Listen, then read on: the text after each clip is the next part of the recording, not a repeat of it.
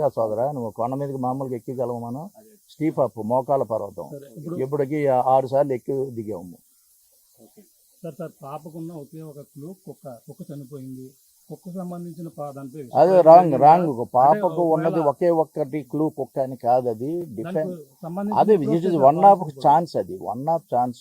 ఆ రోజు కూడా పాపతో వెళ్ళిపోయింది, మళ్ళీ అది 4 రోజుల తర్వాత వచ్చింది. అంటే దీని మీద బలవంతం, అంటే కుక్క కన్నా అక్కడ డాగు కన్నా బలవంతమైనది, అంటే ఓ జంతువు అవ్వచ్చు, ఓ మనిషి అవ్వచ్చు చేశారు. అందుకే అది ప్యానిక్ అయిపోయింది. ఆ పాపతోని తిండి కానీ, పడుకోవడం కానీ, ఆడుకోవడం కానీ అటాచ్మెంట్ ఉన్న ఆ డాగు అది అక్కడ చూసిన దాన్ని ప్యానిక్ అయిపోయి మన దగ్గరకు వచ్చి సొంత యజమానురాలే ఆ రోజు కలిసింది. కాబట్టి ఆ రోజు మేము డాక్టర్ గారిని కూడా తీసుకొని ట్రీట్మెంట్ ఇప్పించాము. దానికి అంటే 4-5 రోజులు no food no water, starvation ఆకలి ఉండేటప్పుడు గేర చెక్కావు అని వస్తుంది. వెంటనే అది సెటిల్ అయింది. తర్వాత జీపీఎస్ మనం పెట్టాము. జీపీఎస్ 8 కిలోమీటర్లు వెళ్ళింది. ఆ ట్రాక్ మనం మా పోలీస్ డాగ్ కూడా అదే అంతకుముందు అది చూపించింది. 2 ట్రాక్లు కూడా అదే 8 కిలోమీటర్లు వెళ్ళింది. అంటే అక్కడ ఏమైందంటే అక్కడ దాని మీద చనిపోవడం కారణం ఏంటి వెటనరీ డాక్టర్ గారు ఇస్తారు. అది అంటే దానికి వైద్యం అందించడం నిర్లక్ష్యం వెటనరీ డాక్టర్లు వ్యవహరించారని జంతు ప్రేమికులు చెప్తున్న వాదన. మీరు ప్రతిదీ ఇప్పుడు మేము చేసే చర్చింగ్ ఆపరేషన్ అంతా ట్రాన్స్పరెంట్గా మీరు చూస్తున్నారు, మీ సమక్షంలో అందరూ చూస్తున్నారు. అసలు అదేం రాంగ్. అది రిపోర్ట్ ఎప్పుడు వస్తుంది సార్? పంపించాము. అది 2 రోజులు పట్టే అవకాశం ఉంది. మరి అనాలిసిస్ చేసుకొని 1 or 2 daysలో వస్తుంది. సార్ కూడా ఇవాళ ఉదయం మా ఎస్పీ గారు వాళ్ళతో మాట్లాడారు. యాజ్ ఎర్లీ యాజ్ పాసిబుల్ ఇమ్మన్నారు. అది ఇవాళ రేపు వచ్చేస్తుంది. అవునండి, కంటిన్యూస్ జరుగుతుంది. ఈ కేసు సంబంధించి ఇప్పుడు వరకు మీకు అనుమానితులు ఎంతమంది ఉన్నారు సార్?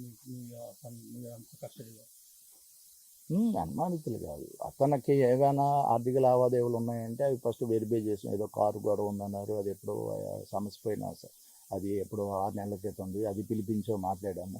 తర్వాత ఇక్కడ ఈ టైప్ ఆఫ్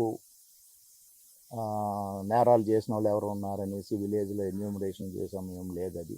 అలాగే ఈ టైంకి ముందు కానీ వెనకాల కానీ 4-5 గంటల ముందు వీళ్ళు ఎక్కడ తచ్చాడి తర్వాత ఆలాప్షన్ను పాప మిస్ అయిన తర్వాత వాళ్ళు అక్కడ ఈ ఊళ్ళో లేరంటే వాళ్ళ గురించి మేము విచారిస్తున్నాము. విచారించి అక్కడ కూడా టీమ్స్ పంపించాం. వాళ్ళు ఏంటంటే సీజనల్ వర్క్ గురించి బయటికి వెళ్ళేట్టుగా చెప్పారు. అది ఇంకా చేస్తున్నాం. ఇంకా కొన్ని ఉన్నాయి ఆ నెంబర్లో. ఇది ఇప్పుడు అనాలిసిస్ చేస్తున్నాం. టవర్ డంప్ అనాలిసిస్ ఒక 170 నెంబర్లు వచ్చాయి. ప్రతిది ఇప్పుడు 4 టీంలు అవి దాని మీద కూర్చున్నాయి. సీసీ కెమెరాస్ కూడాను ఎక్కడ ఏవి ఉన్నా అది మాకు ఒక ఇన్ఫర్మేషన్ అనేది మీ ద్వారా మాకు వస్తే ప్రతిదీ మేము దాన్ని వెరిఫై చేస్తాం. అంటే పాపను చూసిన ఒకే ఒక వ్యక్తి తాతబాబు ఎవరు అంటారు, అతను ఎందుకు మీడియా ముందు కనీసం చెప్పించే ప్రయత్నం చేయాలి? అంటే 10 రోజులు అయింది, నేను ఖచ్చితంగా పాపను చూశానని లేదే. మేము అతను ఏం డిటైన్ చేయదు, ఏది లేదు. అతను ఆ రోజు నాకు అనుమానం, అది అతను చెప్పిన వెర్షన్ని మేము 4-5 సార్లు వెరిఫై చేసాము. 4 టీములు ఒకసారి కాకుండా 4 ఒకసారి 1 by 1 చేసాము.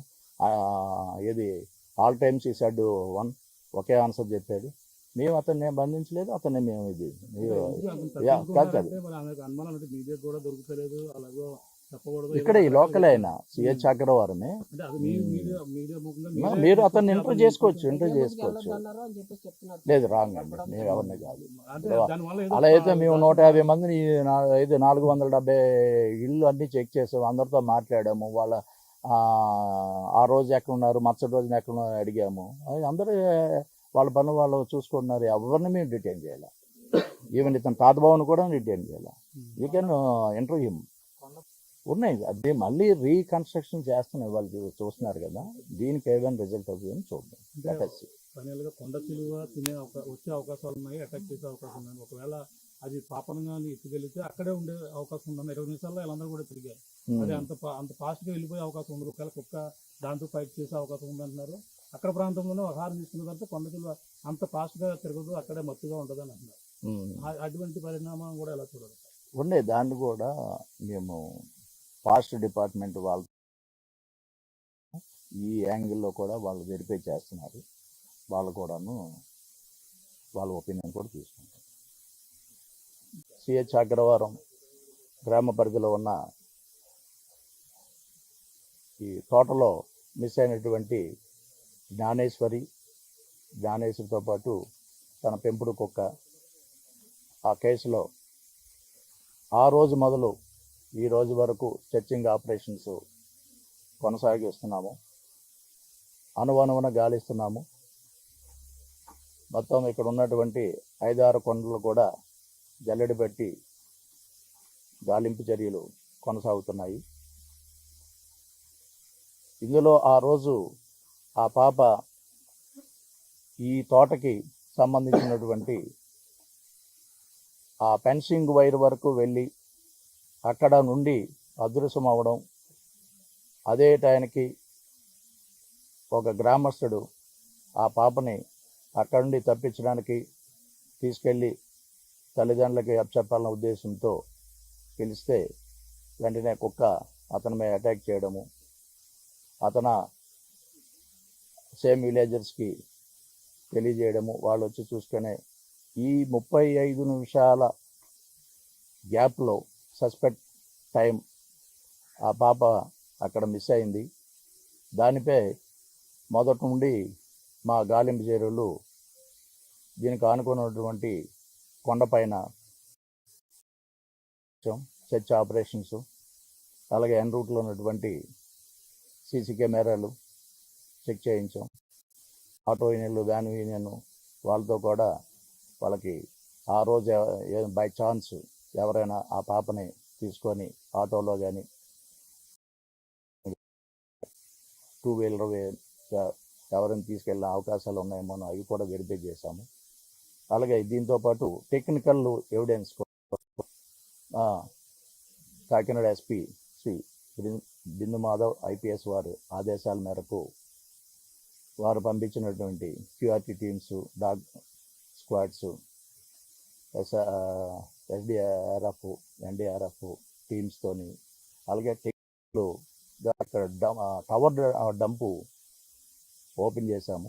ఈ టవర్ డంప్లో ఇక్కడ అంటే పాప మిస్ అయిన రోజుకు 2-3 రోజులు ముందుగా ఎవరైనా ఇక్కడ రెక్కీ చేసి ఉంటే ఆ నెంబర్లు, తర్వాత ఇన్సిడెంట్ జరిగి మిస్సింగ్ తర్వాత ఎవరైనా ఇక్కడ ఉండి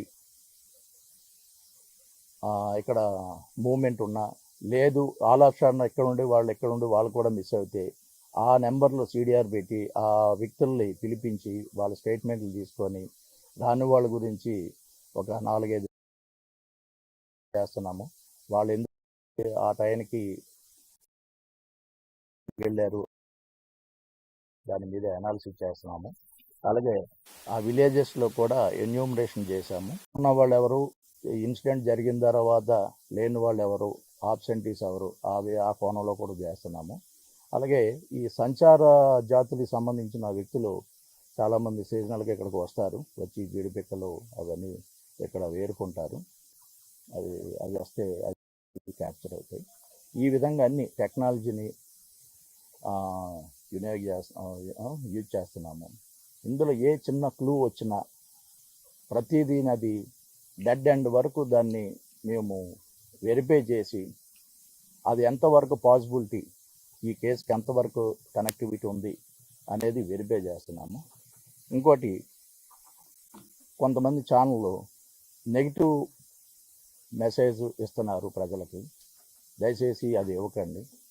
ఇలాగ ఇది మీరు ఇస్తే మేము లీగల్గా చట్టపరంగా వాళ్ళకి నోటీసులు ఇచ్చి మరి క్రిమినల్ కేసులు కూడాను మేము వాళ్ళపై తీసుకుంటానికి వెనకాడమని మీ మీడియా ముఖంగా మేము తెలియజేస్తున్నాము.